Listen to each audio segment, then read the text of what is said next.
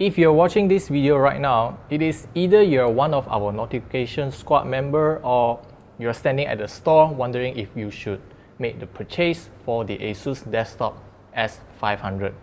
In this video, I shall quickly guide you through what you can expect from the ASUS Desktop S500 and what kind of upgrade you can get to make this PC even better.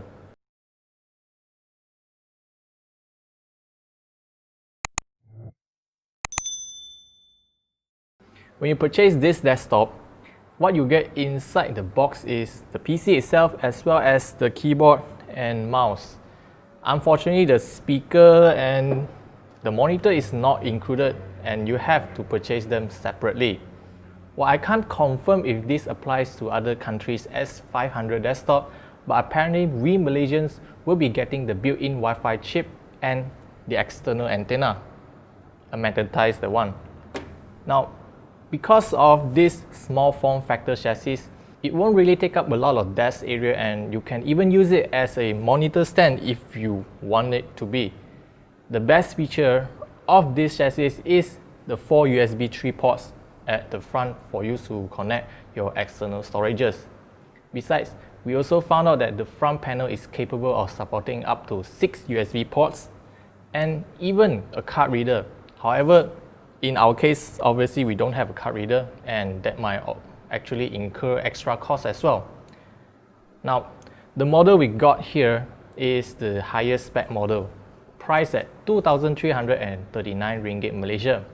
It comes with Intel Core i5-10400 CPU, a single stick of 8GB of DDR4 RAM, 1TB of hard disk drive, and Windows 10 license.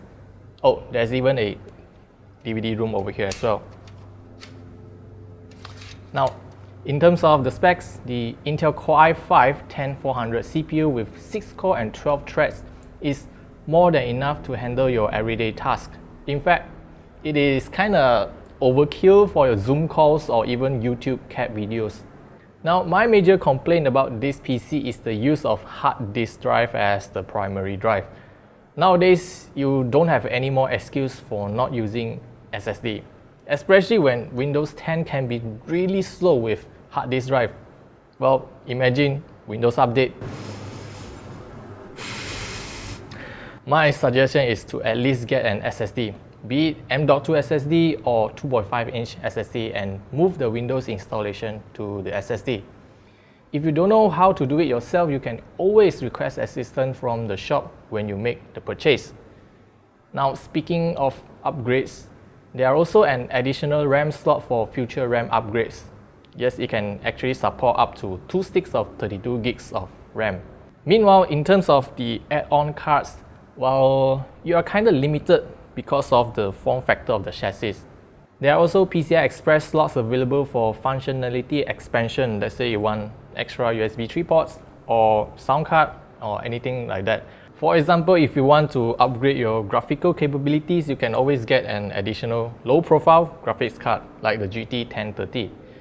Remember, this is a small form factor case. Your standard size graphics card will not fit into the case unless you're willing to live with the case with the side panel open up, which is not ideal. In Malaysia, we have a total of 4 different configurations for the ASUS Desktop S500. It starts from the base model at 1,819 ringgit and up to the highest configuration at 2,339 ringgit Malaysia. Honestly speaking, the Intel Core i3 is really good enough for home and everyday usage.